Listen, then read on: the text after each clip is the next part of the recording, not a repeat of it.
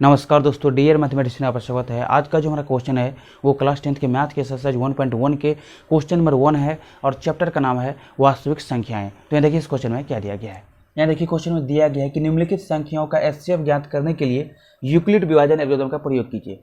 तो यहाँ देखिए यहाँ पर जो 3 क्वेश्चन दिया गया है, इन तीनों क्वेश्चन का एचसीएफ जो है किसकी मदद से निकालना है, तो यूक्लिड विभाजन एल्गोरिथम की मदद से निकालना है। तो चलिए निकालते हैं। तो यहाँ देखिए यहाँ पर लिख लेते हैं हल। क्वेश्चन नंबर 1 में देखिए इन दोनों संख्याओं का हमें जो है यूक्लिड विभाजन एल्गोरिथम से जो है एचसीएफ निकालना है। तो इसके लिए जो है किसी को ए मानना पड़ेगा और किसी को बी मानना पड़ेगा। ए किसको मानेंगे, तो इन दोनों में से जो संख्या बड़ा होगा। तो यहाँ पर देखिए इन दोनों में जो है कौन सा संख्या बड़ा है, तो 225 से बड़ा है, तो इसको जो है ए मानेंगे और इसको हम बी मानेंगे। तो यहाँ देखिए माना कि ए बराबर 225 तथा बी बराबर कितना, तो 135। यहाँ देखिए जहाँ ए जो है क्या है, तो बी से बड़ा है। अब ए बी से बड़ा है और हमें जो है यूक्लिड विभाजन एल्गोरिथम से जो है एचसीएफ निकालना है। तो चलिए निकालते हैं। यहाँ देखिए अब यूक्लिड विभाजन एल्गोरिथम से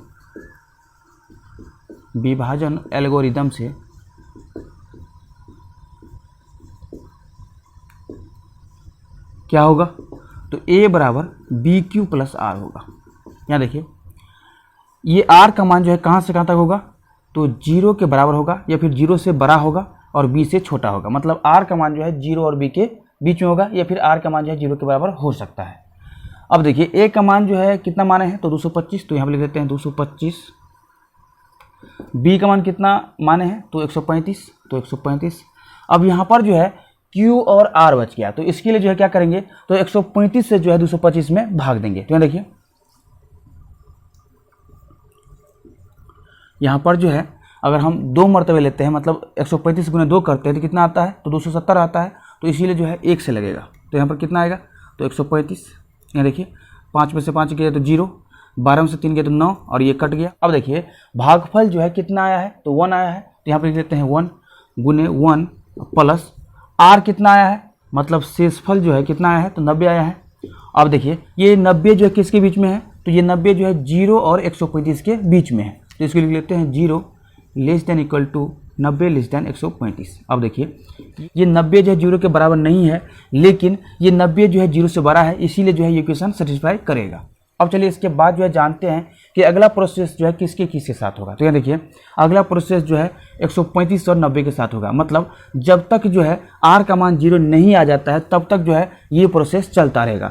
तो अब जो है यहाँ देखिए 135 जो है a की जगह ले लेगा और ये 90 जो है b की जगह ले लेगा।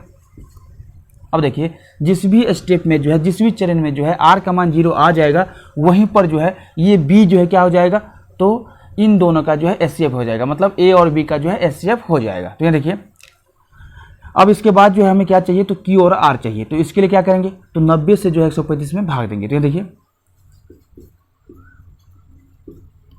90 का 90, यहाँ देखिए 5 और ये 13 में से 9 गया कितने बचेगा, तो 4। तो यहाँ पर जो है यहाँ देखिए शेषफल अभी 0 नहीं आ रहा है, तो ये प्रोसेस और आगे बढ़ता रहेगा। तो यहाँ देखिए 90 गुने 1 लिखेंगे प्लस 45 लिखेंगे और ये 45 जो है किसके बीच में होगा, तो 0 less than equal to 45 less than 90। अब चलिए इसके बाद जो है अगला प्रोसेस पे चलते हैं। तो यहाँ देखिए इसको ऐसे लिख सकते हैं चरण 1, इसको लिख सकते हैं चरण 2। अब इसके बाद जो है चरण 3 में चलते हैं। चरण 3 में जो है किसके बीच में होगा, तो 90 और 45 के बीच में होगा। तो यहाँ देखिए यहाँ पर ले लेते हैं 90 और यहाँ पर लिखेंगे 45 और हम लोग जानते हैं कि 45 गुने 2 कितना होता है, 90 होता है। अब यहाँ पर जो है r का मान 0 आ जाएगा, मतलब 45 जो है 90 को पूरा विभाजित कर देगा। तो ये 0 जो है किसके बीच में है, तो 0 जो है 0 और 90 के बीच में है। अब देखिए चरण 3 में जो है r का मान 0 आ गया। तो यहाँ पर जो लिख सकते हैं कि अतः 225 और 135 का एचसीएफ कितना है, तो 45 है। तो ये जो है अपना आंसर आ गया। अब चलिए इसके बाद जो है क्वेश्चन नंबर 2 को सॉल्व करते हैं। तो क्वेश्चन नंबर 1 में जैसे माने थे उसी तरह से जो है क्वेश्चन नंबर 2 में भी मानेंगे। तो देखिए माना कि ए बराबर कितना होगा, तो 38,220, बी बराबर कितना होगा, तथा बी बराबर तो 196 होगा। अब देखिए जहाँ पर जो है ए जो है बी से बड़ा है, ए बी से बड़ा है।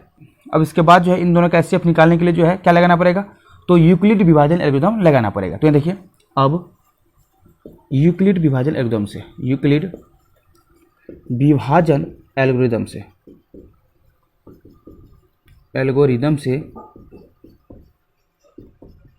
क्या होगा, तो a बराबर बी क्यू प्लस आर होगा, जहाँ r का मान जो किसके बीच में है, तो 0 less than equal to r less than b। अब देखिए a का मान जो है कितना माने हैं, तो 38,220। तो यहाँ पर रख देते हैं चरण 1 में a का मान कितना होगा, तो 38,220 बराबर b का मान कितना होगा, तो 196। और हमें जो है किसका किसका मान चाहिए, तो q और r का चाहिए। तो इसके लिए जो है क्या करना पड़ेगा, तो 196 से जो है 38,220 में भाग देना होगा। तो यहाँ देखिए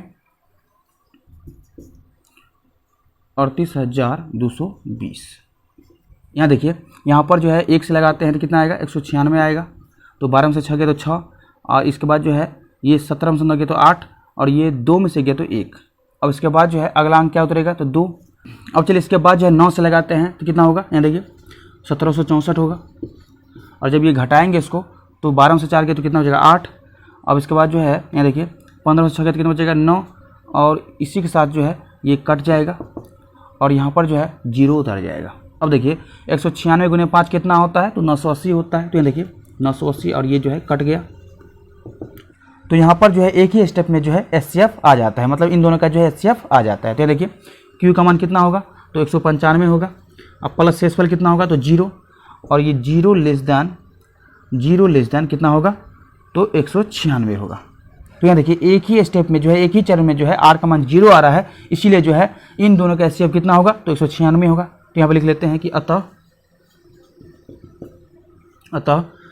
38,220 और 196 का एचसीएफ बराबर कितना होगा, तो 196 होगा। अतः 38,220 और 196 का एचसीएफ 196 है। तो ये जो है अपना आंसर आ गया। अब चलिए इसके बाद जो है क्वेश्चन नंबर 3 को सॉल्व करते हैं। अब यहाँ क्वेश्चन नंबर 3 में देखिए इन दोनों में जो है कौन बड़ा है, तो 867 बड़ा है। तो इसको जो है ए मान लेते हैं। तो देखिए माना कि ए बराबर कितना होगा, तो 867 तथा बी बराबर कितना होगा, तो 255, जहाँ ए जो है बी से क्या है, तो बड़ा है। तो ए जो है बी से बड़ा है, तो इसका मतलब क्या हुआ कि इन दोनों का एचसीएफ जो है हम किसकी मदद से निकाल सकते हैं, तो यूक्लिड विभाजन एल्गोरिथम से निकाल सकते हैं। तो ये देखिए अब यूक्लिड विभाजन एल्गोरिथम से